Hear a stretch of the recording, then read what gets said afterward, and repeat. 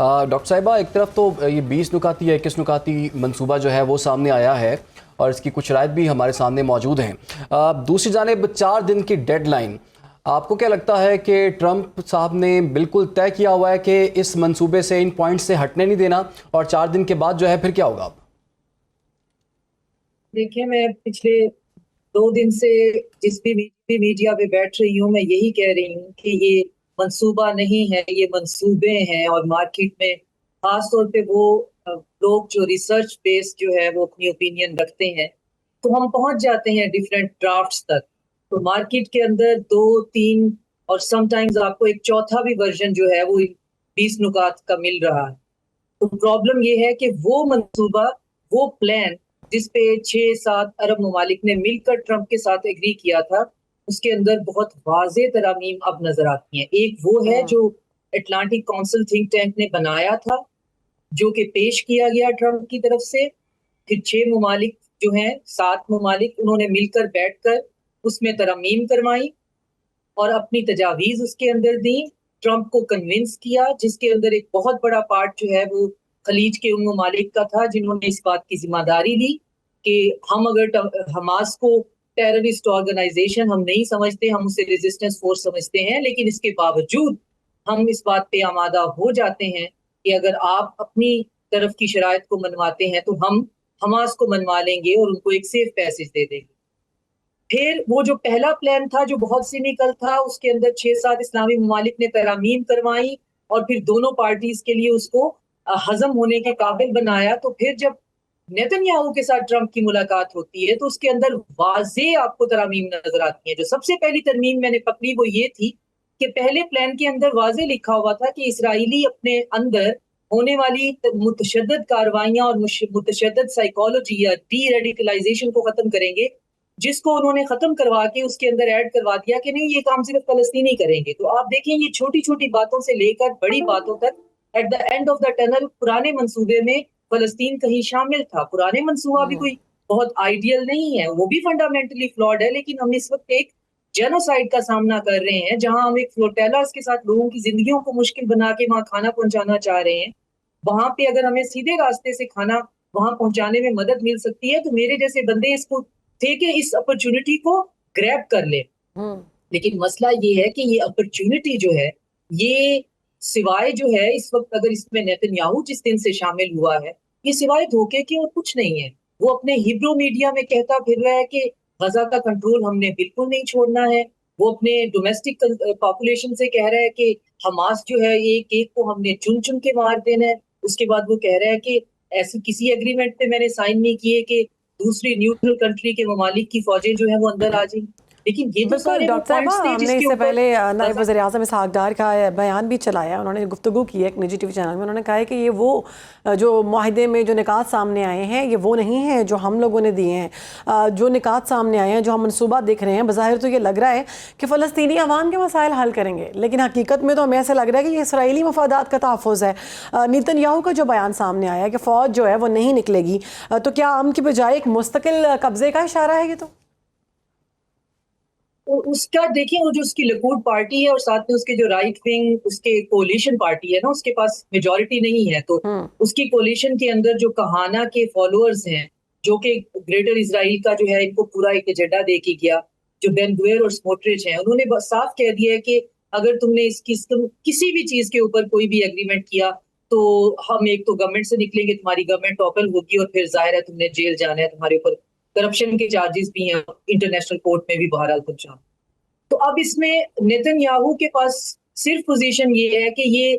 बैरूनी दबाव के नतीजे में सिर्फ पब्लिक अपीयरेंसेस देता रहे और हम जैसे लोगों को बेवकूफ बनाता रहे, लेकिन किसी भी मंसूबे को ऑनेस्टी के साथ अमल करना, उसकी अपनी जो है वो फिजिकल मौत भी हो सकती है और पॉलिटिकल मौत भी हो सकती है। तो इस सूरत में हम किस हल की तरफ जा सकते हैं, क्योंकि मसले का हल जो, और आप देखें इनकी इतनी ज्यादा मीटिंग्स हुई हैं इन 7 ममालिक की, इनकी इतनी सीक्रेट मीटिंग हुई है, ये काफी देर से इस पे काम कर रहे हैं। एक एक पॉइंट जो है इन्होंने बैठकर उस पे डिसाइड किया है कि फंडिंग कौन करेगा, गजा की रिकंस्ट्रक्शन कैसे होगी, मेडिकल फैसिलिटीज कैसे बनेंगी,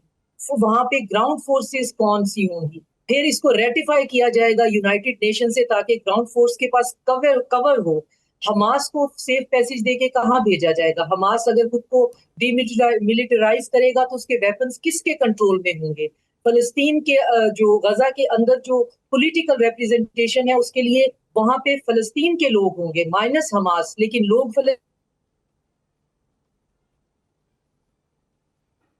बिल्कुल डॉक्टर शाजिया, आपने बिल्कुल अहम नुकात पे बात की है। और जो पहला ही पॉइंट है वो यही है कि हमास को कैसे गैर मुसल्लह करना है, हमास को रेडिकलाइज जो है वो करना है। फिर दूसरा पॉइंट ये भी आ जाता है कि इसराइली अफवाज जो है वो किस तरह से ग्रेजुअली जो है वो अपनी अफवाज जो है वहाँ से वापस बुलाएंगे, लेकिन कब होंगी, कैसे होगा। फिर 4 दिन के हवाले से भी उसने बात कर दी है डोनाल्ड ट्रंप ने कि 4 दिन तक अगर ये मामला तय ना हुआ तो फिर हम इसको फिर इनकार ही समझेंगे। अच्छा, लेकिन डॉक्टर साहिबा ये बताइएगा, अब जैसा कि अब जो डेवलपमेंट सामने आ रही है, पाकिस्तान के भी कुछ तहफ़्फ़ुज़ात हैं और दीगर मुस्लिम ममालिक के भी हैं, तो अगर ये इन ममालिक की तरामीम जो हैं या इनकी तजावीज़ जो हैं उनको एंटरटेन ना किया गया तो फिर क्या ये मंसूबा हम नाकाम समझें? देखिए, गजा के लिए तो पिछले 70 साल से प्रैक्टिकली कुछ नहीं हुआ, तो 3 साल से तो हम एक्टिव जेनोसाइड देख रहे हैं, तो दुनिया उनके लिए कुछ भी नहीं कर पा रही है। और अब अगर कोई करना चाह रहा है तो फिर आप उनके साथ डिसऑनेस्ट हो जाएं, तो मुझे लगता है कि ये तमाम कंट्रीज जो हैं वो बैक आउट कर जाएंगे, क्योंकि ये अपने अपने मुल्क जो हैं, आपकी ग्राउंड रियलिटीज जो हैं वो आपको इतना ब्लेटेंट किस्म की जो वायलेशन है ह्यूमन राइट्स की और फलस्तीनियों के साथ इतना बड़ा बिट्रेल की आपको इजाजत नहीं देगा। तो ट्रंप या तो बैकडोर डिप्लोमेसी कर रहे होंगे और इनको कह रहे होंगे कि मैं नेतन्याहू को किसी ना किसी तरीके से काबू कर लूंगा, उस जेनोसाइडल मैनिएक को, और चीजों को हम कंट्रोल कर लेंगे, या तो ये एक चीज चल रही होगी। और अगर ये नहीं चल रही तो फिर ये सारे कंट्रीज जो है वो, जैसे कि आज जो है वो नायब वजीर आजम इसहाक डार से पहले मैं देख रही थी कि अल जजीरा पे इंटरव्यू दिया है कतर के वजीर आजम ने। उन्होंने इतना जरूरी समझा है कि वो बैठ गए हैं प्रॉपर एक अरबिक में इंटरव्यू देने के लिए, तो उन्होंने बिल्कुल यही कहा है कि अगर ये शराइत जो है ये वो नहीं होंगी जो हमने बैठकर बीच में डलवाई हुई है तो हमारा कोई पॉइंट ही नहीं है। वरना अगर हम फलस्तीनियों के लिए कुछ कर नहीं सकते तो हम फलस्तीनियों के लिए मजीद मुश्किलात में उनका इजाफा नहीं करेंगे। हमास को हम डिसआर्म करवा दे तो फिर कौन रिस्पॉन्सिबिलिटी लेता है कि बाकी जो बचे कुचे लोग हैं उनको कौन बचाने वाला है? और अगर इसराइल की इसमें नेक नियति शामिल नहीं है, वो अभी भी अपना ग्रेटर इसराइल का मंसूबा लेके बैठा हुआ है, तो फिर हम इसको रोक कैसे सकते हैं? और अगर इसको कोई रोक ही नहीं सकता तो फिर सब बैठकर अब एहतजाज करते हैं और बैठ के रोते हैं। मैं रिफ्रेश कर रही हूँ, ये उन्होंने नहीं कहा, लेकिन बात सिर्फ ये है कि ट्रंप ने अगर नोबेल पीस प्राइज लेना है तो उनको नेतन्याहू के सामने खड़ा होना पड़ेगा, चाहे कि उसकी लॉबी कितनी ही सिनिकल हो, कितनी ही असैसिनेशन करवा सकती हो, या कितने ही हनी ट्रैप करवा सकती हो। ट्रंप को कहीं ना कहीं ये पोजीशन लेनी पड़ेगी अगर वो नोबेल प्राइज। कुछ मामलात ये हैं कि कुछ बातें ये भी कर रही है अपोजिशन के जो है मुस्लिम ममालिक जो हैं वो इसराइल को तस्लीम करेंगे, ये भी अंदर खाते बात चली है, इस बारे में क्या कहेंगे? और दूसरा हम देख रहे हैं कि नायब वज़ीर आज़म इसहाक डार जो हैं वो कहते हैं माहिदे वो नहीं है जो हमने बात की थी, और दूसरी तरफ हम देखते हैं कि वज़ीर आज़म शहबाज शरीफ कह रहे हैं वो माहिदों को एक्सेप्ट कर रहे हैं। देखिए, ये सब जो है इन्होंने एक ज्वाइंट स्टेटमेंट दी है और वो ऑनलाइन अवेलेबल है। ये जितने ममालिक बैठे हुए थे इन्होंने ज्वाइंट स्टेटमेंट दी है। ज्वाइंट स्टेटमेंट में इन्होंने कहा है कि हमने एक प्लान बनाया है जो अभी रेटिफाई होना है, जिसने मुआहदे की शक्ल इख्तियार करनी है, जिसपे 7-8 signature including Palestinian authority, including Hamas और अक़वाम मुत्तहिदा, फिर ये मुआहदा बनेगा। तो हमने एक प्लान बनाया है, हम उस पे ट्रंप का शुक्रिया अदा करते हैं, और उस प्लान के अंदर गजा की रिहेबिलिटेशन, वेस्ट बैंक का अनेक्स ना होना, गजा में इसराइलियों का इनखला, और गजा के अंदर फौरी इमदाद और जंगबंदी, और हमास का डिसआर्म होना हम एग्री कर चुके हैं, हम खैर मकदम करते हैं। अभी रात भी नहीं गुजरी है और ट्रंप और नेतन्याहू एक नया मंसूबा लेके आ जाते हैं, तो अब इनको थोड़ा सा टाइम लगेगा अपना जो है वो बयान को दुरुस्त करने में, क्योंकि वो तो खुश है, क्योंकि वो जो कुछ मनवा कर आ गए हैं उनके लिए ये बहुत बड़ी अचीवमेंट है, लेकिन उनकी पीठ पीछे कुछ और बात तो हो गई है, उस पर कोई एग्री नहीं करेगा। जो अब मंसूबा आया है, अब आहिस्ता आहिस्ता, जैसे इसहाक डार ने कह दिया, कतरी वजीर आजम ने कह दिया, बाकी लोग भी सामने आ जाएंगे और वो एक ही बात करेंगे कि मंसूबा वही है जो हमने दिन रात लगाकर आपको समझाने की कोशिश की है, और उसी मंसूबे पे अमल होना है। जहां तक आपका दूसरा सवाल था इसराइल को तस्लीम करने का, तो देखिए ये 1988 में यासिर अरफात जो है इस बात पे, इस एग्रीमेंट पे साइन कर चुके हुए हैं कि अगर इसराइल फलस्तीन को तस्लीम करता है एज अ रियासत, तो बदले में फलस्तीन इसराइल को तस्लीम कर लेगा